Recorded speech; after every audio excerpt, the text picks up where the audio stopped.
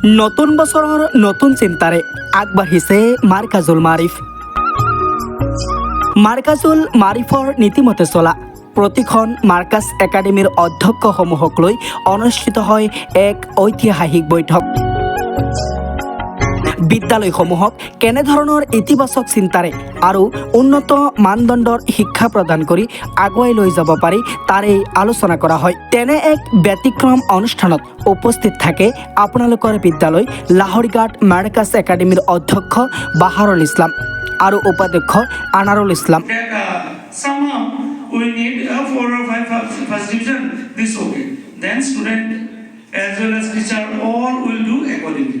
So setting of goal is one of the important thing. Means we have to first set the goal. This is called the planning. So planning, programming, budgeting and supervision. It is the main factor or the key factor to run an organization in a smoother way or any business. Then who is administrator? An administrator is a person whose job involves helping to organize and supervise the institution.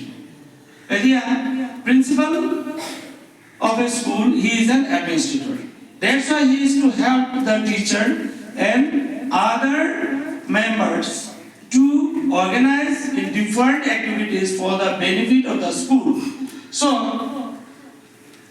not only he delegates his duties or assign the duties to other, but he or she has to supervise whether these activities is going according to our plan. Laharighat Markaz একাডেমীৰ অধ্যক্ষই ছাত্ৰ ছাত্ৰীক কেনেধৰণৰ উন্নত মানদণ্ডৰ শিক্ষা প্ৰদান কৰিব পাৰি, কেনেকৈ ছাত্ৰ ছাত্ৰীৰ মাজত শৈক্ষিক পৰিৱেশৰ সৃষ্টি কৰিব পাৰি তাৰেই আলোচনা কৰে।